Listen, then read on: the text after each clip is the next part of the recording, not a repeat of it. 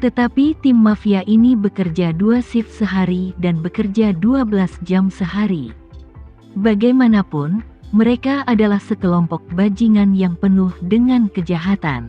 Jadi kami tidak terlalu memperhatikan undang-undang perburuan untuk mereka, selama mereka tidak lelah mereka sampai mati. Tama tidak bisa menahan tawa dan berkata, bagaimanapun, ada lebih dari 800 elit Sisilia. Mereka membunuh, membakar, dan menggertak pasar. Mereka tidak merasa lelah setelah bekerja selama 24 jam berturut-turut. Bekerja di bawah tanah selama 12 jam jelas bukan masalah bagi mereka. Setelah selesai berbicara, Tama bertanya lagi, ngomong-ngomong, di mana para murid mereka itu? Yoshua tersenyum dan berkata, Tuan Renza, perahu yang ditumpangi oleh mereka belum tiba. Tama tidak bisa menahan tawa. Memang jauh dari Pulau Hong Kong, dan jika lebih dari 20 hari, pasti tidak mungkin. Saat itu, sangkar berlapis ganda diangkat kembali, dan begitu pagar besi di lantai atas dibuka, Hamid yang mengenakan helm merah keluar dari dalam ditemani beberapa prajurit dari kuil Front Cataclysmic. Sekilas Tama mengenalinya, dan berteriak dari jauh, Komandan Hamid. Hamid dengan malu-malu menatap Tama mengikuti suara perutnya yang semakin buncit. Melihat bahwa Tama yang menyapanya, dia sangat gembira dan berteriak, "Oh, Tuan Renza." Setelah selesai berbicara, dia mengambil beberapa langkah cepat dan berlari menuju Tama. Dengan cepat berlari di depan Tama, Hamid terengah-engah.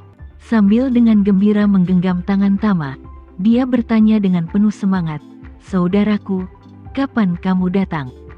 "Baru saja tiba."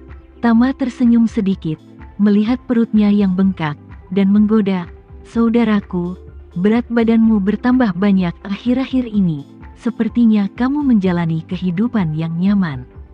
Hamid tersenyum, menangkupkan kedua tangannya dan berkata, "Alhamdulillah. Sekarang tidak ada perang, setiap hari kecuali tidur adalah makan. Belum lagi makan enak, tidur nyenyak, dan berat badan akan naik dengan sendirinya." Saat dia mengatakan itu, dia berbalik dan menunjuk ke sumur utama di belakangnya, dan berkata dengan iri, "Saudaraku, benteng bawah tanahmu sangat luar biasa. Gang-gang itu tingginya 3 atau 4 meter. Dibandingkan dengan milikmu, aku tidak bisa tahan. Benteng bawah tanah hanya ada lubang tikus." Tama tertawa, dan berkata kepadanya, "Jangan khawatir, saudaraku. Ketika pembangunan di sini hampir selesai, aku akan membiarkan Yoshua mengatur pengaturannya dan meningkatkannya untukmu juga." Ketika Hamid mendengar ini, tangannya gemetaran, dan dia bertanya dengan bersemangat, "Saudaraku, apa kamu serius?" Tama mengangguk dan tersenyum, "Tentu saja, kapan aku berbohong?" Kemudian, Tama berkata lagi, "Apakah kamu melihat para elit Sisilia yang bekerja keras di sana tadi?" "Elit Sisilia?" Hamid bertanya dengan rasa ingin tahu. "Maksudmu mafia Kanada yang bekerja di bawah?" "Ya."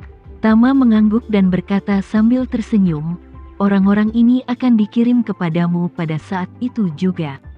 Rasa terima kasih Hamid kepada Tama sudah lama seperti semburan air sungai, dan seperti banjir sungai dan tidak terkendali. Jika bukan karena Tama, dia akan dibawa pergi oleh Front Cataclysmic dan tentara pemerintah.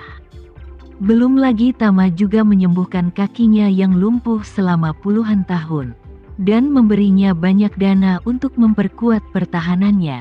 Sekarang, dengan perantaraan Front Cataclysmic di tengah, itu memberinya kesempatan bagus untuk pembangunan damai.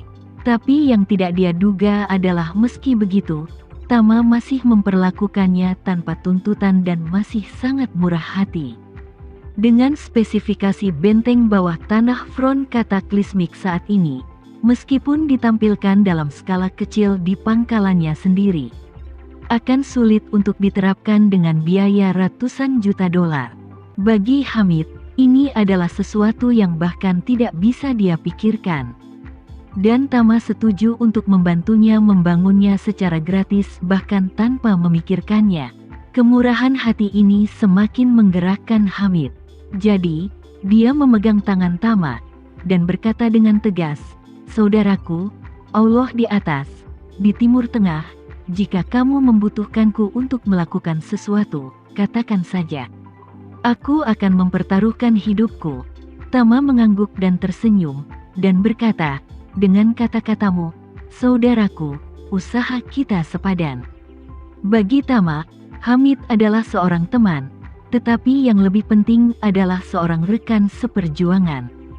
Selama Hamid dapat berdiri teguh bersahabat dengan dirinya sendiri, dia dapat terus menjaga keseimbangan tripartit di Suriah, yang akan sangat bermanfaat bagi pembangunan front kataklismik yang stabil. Oleh karena itu, untuk mencegah Hamid terlalu meregangkan pinggulnya dalam situasi seimbang tiga pihak ini, dia perlu diberi bantuan yang ia butuhkan, dan bantuan yang bahkan tidak berani ia pikirkan pun harus diberikan.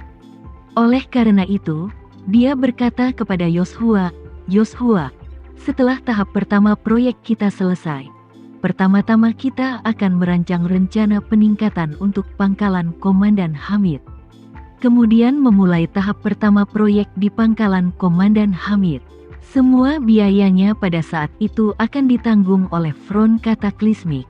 Yoshua berkata tanpa ragu, "Baiklah, Tuan Renza, saya mengerti." Tama sedikit mengangguk, dan berkata kepada Hamid, "Saudaraku, aku tidak bisa tinggal di sini terlalu lama kali ini. Aku akan kembali dalam beberapa jam, masih banyak hal yang harus ditangani di sini. Jadi aku tidak akan bicara kepadamu tentang masa lalu, tunggu aku datang lagi lain kali, mari cari waktu untuk bertemu lagi." Hamid berkata dengan agak enggan, "Saudaraku, kamu datang jauh-jauh dan hanya tinggal selama beberapa jam? Setidaknya 1 hari diizinkan pergi ke tempat saudara laki-lakiku untuk melihat dan memeriksa pekerjaan. Ada perubahan di tempat kami sekarang, tapi itu sangat besar. Itu semua berkat kamu." Tama berkata sambil tersenyum, "Aku pasti akan berkunjung lain kali.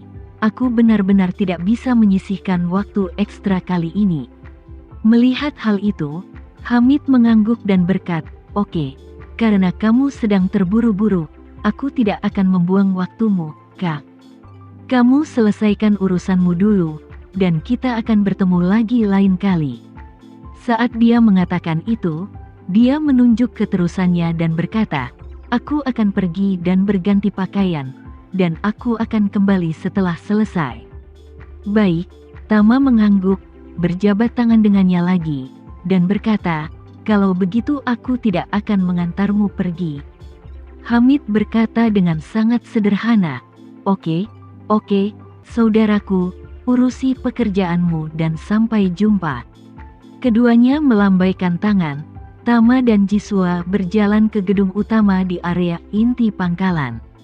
Berjalan ke dalam gedung, Tama berkata kepada Yoshua, "Yoshua, atur ruang pertemuan dengan tingkat kerahasiaan tertinggi, panggil Inspektur Duncan Allen, Fion, dan 7 penjaga kavaleri yang kamu bawa kembali, dan bawa mereka."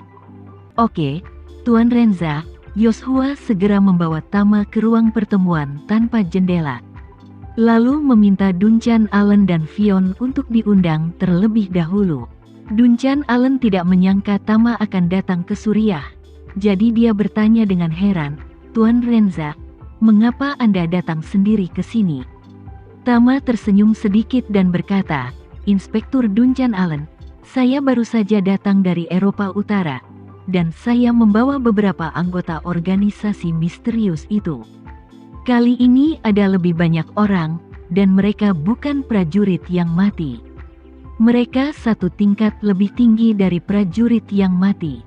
"Bukan prajurit yang mati?" Duncan Allen bertanya dengan heran. "Level apa itu? Apa tanggung jawab mereka dalam organisasi?" Tama menjelaskan, mereka disebut pengawal kavaleri secara internal, dan mereka bertanggung jawab untuk menjaga orang mati. Setelah mendengar ini, Fion, yang duduk di kursi roda, berkata dengan takjub, "Pengawal kavaleri? Apakah pengawal kavaleri yang bertugas menjaga kita?" Tama menggelengkan kepalanya dan berkata, "Menurut analisis Inspektur Dunjan Allen, stasiunmu seharusnya berada di dekat Sri Lanka. Tetapi penjaga kavaleri ini ditempatkan di Siprus, ribuan kilometer jauhnya, dan Teluk Persia serta seluruh Timur Tengah dipisahkan." "Siprus?" seru Dunjan Allen setelah mendengar ini. "Tuan Renza, Siprus berada tepat di sebelah barat Suriah, dan garis pantai terdekat ke Suriah berjarak kurang dari 200 km. "Ya," Tama mengangguk dan berkata, "basis mereka adalah tambang tembaga yang terletak di daerah pesisir Siprus. Dikatakan bahwa ada juga pabrik tembaga berantai yang berlokasi di Turki. Biji yang dihasilkan oleh tambang tembaga tersebut pada dasarnya diekspor ke pabrik tembaga berantai di Turki telah membentuk lingkaran tertutup secara internal, membuatnya semakin sulit bagi dunia luar untuk mengorek rahasianya."